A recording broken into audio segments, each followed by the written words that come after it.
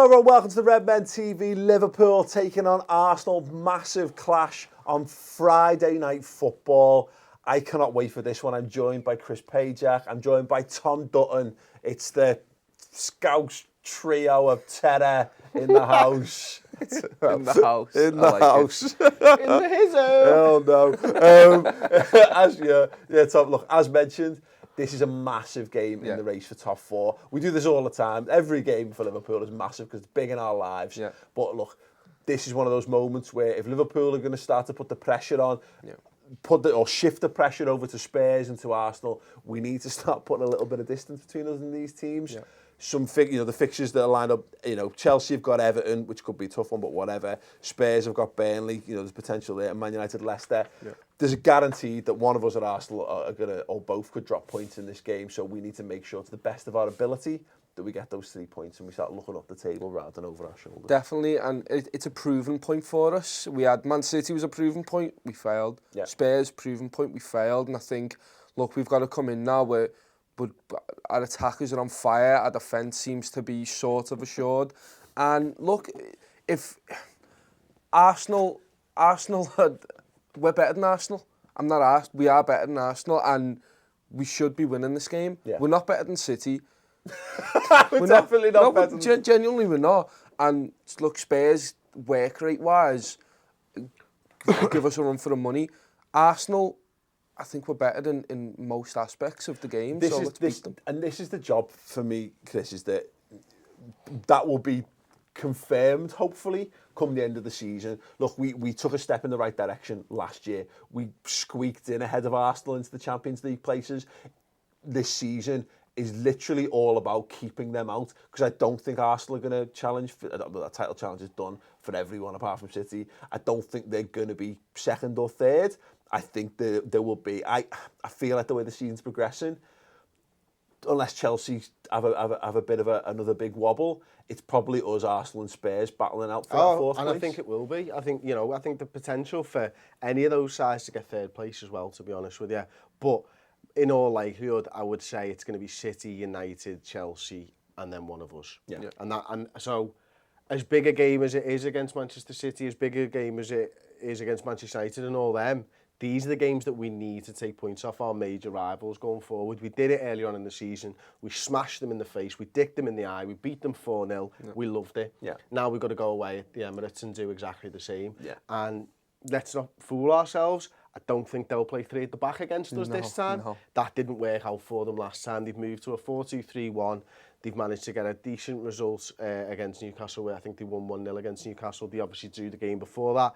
They're not in the best form, but we should go down there and just exact our will on them and just show them that we're the better side. Yeah, that's exactly right. I think, as you were saying as well, Tom, we've just not been good enough in the big games, and this is the thing. We've gotten better at the games that we were dropping lots of points in previous seasons, but we need to strike the balance. I think the top teams, you don't do what we did last season. Our form against the top 6 sides was unbelievable. It's unsustainable, isn't it? Exactly. Yeah. You're going to lose games, you're going to draw games against really good teams because they've got just as much ability to beat you as we have of beating them.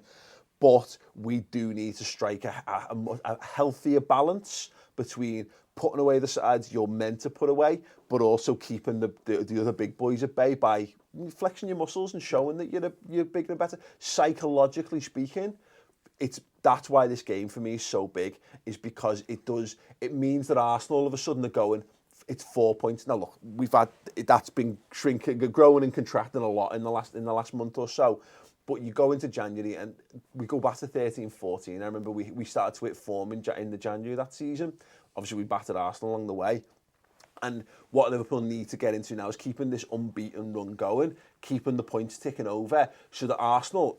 look, Arsenal find a great run of form, as we know they can do. Yeah. But all of a sudden, there's a gap, and they're winning games, but we're winning, and you start to demoralise them. That we need to start putting that in place now, so that when we kick into the new year... That's the worst thing about being in a race for something in the league, isn't it? I mean, you're looking at it, and you're just seeing all the time, we're winning games. Oh, fucking hell, they've won again. Yeah. And it is, you're exactly right, Paul. It's fucking demoralising for them. Yeah. The fact is as well, we've had a bit of a hoodoo on them. You know, it's been 5 games, I think, where we haven't lost. We've won the last 3 against them. We smashed them last time out.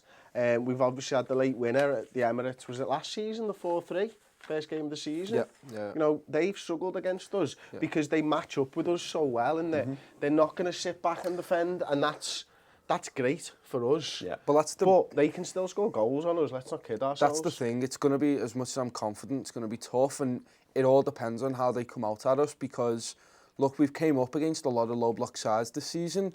City came out at us, and look, albeit it was a red card for Mane that changed the whole game, but Spurs came out at us and battered us that day. Sevilla, when they came at us, we looked a bit shaky. If they come out at us, I can't wait for us to prove ourselves against that. Yeah. We've come up against these low block sides, and we're starting to get to a place where we're creating more stuff, we're more inventive, we trust each other more on the pitch, I mean. And I want them to come out at us, and I want us to just go, no, we're going to control the midfield like we've done to them many a time. The one where we beat them when we were 4-0 up in 20 minutes. Sorry. They came at us and we went, no, we're controlling the midfield. And this is it's I agree with you. I think that's key to where this game is going to be won. I think if they play Granit Xhaka and Jack Wilshere like they've played in the last couple of games in the midfield, I think that's ours for the taking. But I'm not sure about the possession side of things. I think we'll see Liverpool counter-attack. And I think you'll see that type of Liverpool performance, the one that we've not seen very often. We've seen it in bits and pieces during games. I think it'll be the game plan. Use that space, use that big pitch, use the fact that they've got no atmosphere in the stadium, and just kill them on the counter. There's a few options, isn't there? I mean, you go back to Troy Deeney very publicly this season, gave away the game plan, the game that everyone's always known about Arsenal. But you get in the faces in the first 15. If you manage to get a goal, absolutely perfect, and then you've got the counter at your disposal, and that's what we saw at Anfield. Think about that Mo Salah breakaway for the goal. That's what we're able to do against teams that are looking to put pressure on us. Ideal world scenario. Well, I just want us to stifle Sanchez. If we go in and just leave a bit on him, Say Gomez. Yeah, literally just go, all right, there you go. You're in a game of football, because he's not reacted well to that this season. He's not been very good this season, and look, don't get me wrong, he's a fantastic player. You give him an opportunity, he's going to score it. And I don't like the talk around Alexis Sanchez, like Ian Wright talking about how he's basically down tools and he's not happy with his work rate. Not before the game was. No, it's terrible. If that's the game for him to come back, that is the one that puts his price a bit higher, makes his wage for the next club he goes to that bit higher. And look, maybe he's not as cynical as that. Maybe he's thinking, I just want to win over the Arsenal fans again. But there are many, many things that could be gotten for him by having a good performance in that game. So we've got to be careful. I think one good thing for me, potentially, Giroud picked up an injury in midweek playing in the League Cup, and it's more he plays a lot against us. Yes, they start him quite a lot, and Jurgen Klopp has gone to great lengths to stress this. But for me, what he's been getting used as is really dangerous, because we are terrible. We the amount of points we give away from winning positions, and how many late goals, demoralising goals we've conceded. Still, not having him as that last late option, 10-15 minutes to go to pump balls in, could be a big thing. All that being said, Danny Welbeck back. I'm no great Danny Welbeck fan, but we know he's got pace. We know he can cause problems. And he works hard for them. Exactly. He tries to win the ball back out of the pitch. And look, Alexander Lacazette. Let's not get past that. I think we all talked at length about Lacazette because he's been linked with Liverpool for so long. He's a tremendous player. I think that we were all wondering why hadn't he secured that big move by the age that he's at. Well, you know what, he's done it, and he's actually, even though he's not probably perfectly fit into what Arsene Wenger does or how he plays, he's still getting goals. He's still very much a goal threat as well. So, look, it would be stupid of us to think, look, it's bravado. When you go back to the start, you're saying, look, we're better than them. Look, we're better than them because we finished above them in the league. We're better than them because we're a Champions League team and they're a Europa League team. If the roles are reversed, and the roles have been reversed more often than not in the last, 10 years, definitely, the thinking would change. But as you say, this game is about Liverpool putting a marker down and reminding not just Arsenal of their place, but remind them reminding the league that we're not here because we've just had a run of easy fixtures. We're here because we deserve to be where we are. They say that we're a Champions League side, the Europa League. They're Champions League quality. Let's of course. But I know what you mean. But so when the last what we need to do is get in. This what you were kind of saying, Chris. We need to remind their fans. We need to play into the fears of their fans. Oh yeah. That because they have to drink the Kool-Aid. They have to buy into the notion that the points total that Arsenal got last season, 9 times out of 10 gets them a top 4 place. Yeah.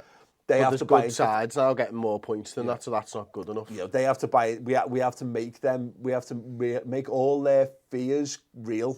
Yeah. That they are actually, that's the level that they are. They are a level below that, and the best way to do that is to go out and win a game of football at the Emirates. What I meant before though is when around the 16 and we're coming up against Porto, we're coming up against these big teams because we are one of them big teams now, and look, that's why I'm confident, because absolutely. I know we can perform. Well, that's the point. It's not arrogance. It's not confidence for us. It's confidence based on the fact that Liverpool have scored loads of goals. We've got the top goal scorer in the Premier League.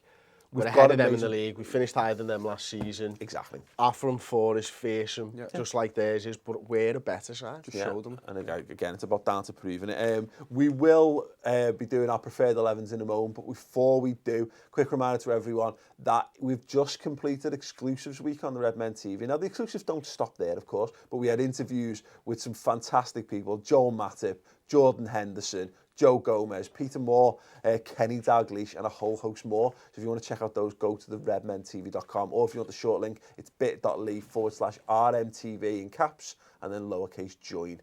Get involved. Anyway, gents, preferred 11s. Let's see what you got. Tom, going mad with his weird. It's red and black. Red and black, yeah. Mignolet dominating. Yeah. Mig. I was like, oh yeah, I'll write him. Oh no, I can't fit Wijnaldum, Lovren, any of the players in if I do that. Sound so. Ooh, okay, interesting. Chris is the only one who's gone for a slightly different variation on the back four. We'll come to the goalkeeper in a second. You've gone for Milner at left back, Chris? I have, yeah. Listen, I like Robertson. I think he's been good the last couple of games. This is a huge game of football, and I just feel like for me, I would put James Milner in there. I think, coming up against what will probably be Alex Iwobi, he's having a good season again. I feel like that's a place where they could get at us with Andy Robertson there. And, we saw from when Milner came on against Spartak that he can still give us something down that wing as well. I mean, he got 3 assists in that game. Yeah. I just like his professionalism, and I trust him to do a job for me in the back four. Yeah. Again, like preference-wise, I'd prefer Moreno at left back, but it's not. But it's very much not an option at the moment. So I think Robertson will do me. It's weird because, Tom, in the space of a week, I've gone from, I feel like we've seen the limit of his abilities to being back to being, okay, he's absolutely fine. Chris is dead right. It's a massive test for Robertson. Yeah. There's only one way to find out whether he's good enough to play in these big games. True. And look, I'd rather have Milner on the bench, ready, whether to come on in the mid or come on at left back if Robertson's having a mare, because, I mean, obviously you could put Milner there next to Clavan and then just switch it around, put him in the mid and then Robertson off the bench.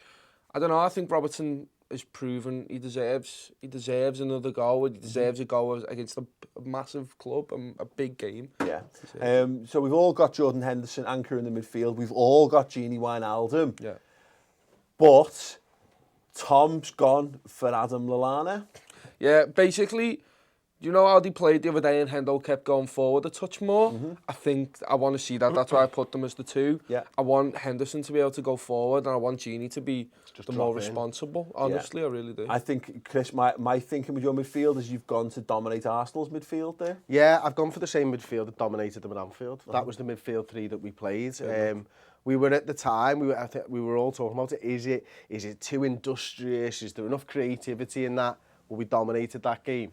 And we won it in the midfield, so I'm going to trust the same 3 players. And is this why you've gone for Coutinho from the left to add that creativity further up the pitch? Exactly. So, listen, it's highly unlikely that this will be the case. I think, side point out just before we were filming, Mane missed the last game, so he's likely to come back in. But what I would do is play the guy who's playing better. Yeah. And Phil Coutinho is playing better than Sadio Mane. Yeah. So for me, I actually think it's a no-brainer. I think you do put Coutinho on that left-hand side. I'm not sure Klopp does that, but it's not his preferred 11, it's mine. Well, I can't see a world where Coutinho, Salah, Mane, Firmino don't start this game. I think we've seen, he's rotated, I think, to allow himself to play the team for this game. I would, however, look, Tom, just to say, I know it's your preferred 11. He's on the wrong side. But... Well, no, Mohamed Salah's not in your team. But he needs a break. Maybe he does. But you know what? We play Swansea on Boxing Day. And I'm taking these teams for granted, and Tom doesn't. No, I'm going to that Swansea game. I want Salah to get a hat-trick. You know what I mean? So, but I like the notion of one of Salah or Mane on the bench. Yeah. To be fair, I like Salah's got to start because he's our main goal threat, isn't he? And you want to win. You want this game done. The reason why I think we go with that is because the idea is, like we saw in the week, you get the game won with your best foot forward, and then you bring off as many of your good players as possible. And, we ended up bringing Coutinho, Firmino, and Salah off. That's what we always aim for, I think, in every single game. But it would be, imagine having Sadio Mane on the bench for 15 minutes, 20 minutes to go when the game's a bit stretched, they're getting a bit tired. Bring him on to come and kill it off. I think that. On the other side of it, though, you're saying he is our best, he's our main goal threat. Imagine him coming off the bench, Mane tires them out, and then Salah comes on and batters them. I realise I didn't answer your Lallana question before. I want to look. He came on the other day, and he's probably not ready, but I really want to see him come in and just show us what we've been missing. He's so good, and we thought. We've forgotten it, but we all know it. But I just want to see him. No one's gone for Oxlade-Chamberlain to start this game. He's on the bench ready. No, he's coming off for me. He's coming on for me, and he's scoring the winner in a 3-2 victory for Liverpool. Ooh, wow! Just to really stick it to him, it's like listen, lads. He's good enough to beat yous, but he's not good enough to get in our first team. That would be lovely. I'd rather him just score the fourth. In a rout, but however it comes, the win is the win. Tom, score prediction? 4-1. Whoa, fucking hell! Without Salah in the side. No, Salah's coming on off the bench. I told you. Score 4. No, 4-1. I think. Look, it's away from home. We're not as compact at the back, let's say, and they're gonna give us a go. Yeah. But look, I think if we get one early, we'll just batter them. I think this is where all the nerves and the fears come back in for me. I think we'll win, but I think how it goes will depend on how we open the first 20 minutes of the match. If we manage to by hook or by crook to go 2 goals up, I could see it being a demolition. But I feel like it'll be closer this one. I feel like they expect us to batter them. Yeah. A lot of their fans are very, very scared, and fair play to them. I worry that this might be a bit tight. This might be a 2-1er. It might be, maybe do they score the first goal, we score the first goal, and they get back in it, and then it'll be decided by whoever's able to take the game to the 94th minute or whatever to get that win. So I'll go with the 2-1 win to Liverpool. Let me know your score predictions in the comments below. Thank you very much to everyone who's watched. Just want to make everyone aware we've got a YouTube Christmas special coming out on Saturday. Salah songs. And we're starting to look ahead to January transfers as well. So a little bit of something for everyone. Festive spirit, and hopefully everyone's in a boss mood after a Liverpool win, which would help with that. Thank you very much for watching. Don't forget to check out Chris's starting 11 prediction. And if you've got more amazing Redmen TV content to get you through the festive period, go to the redmentv.com, sign up. It's free for the first month, and then it's £5 a month thereafter. As always, I say, the best stuff we do is there. It's the stuff that makes this possible. So if you want to be a supporter of the channel, then go and sign up right now. Thank you very much. Merry Christmas.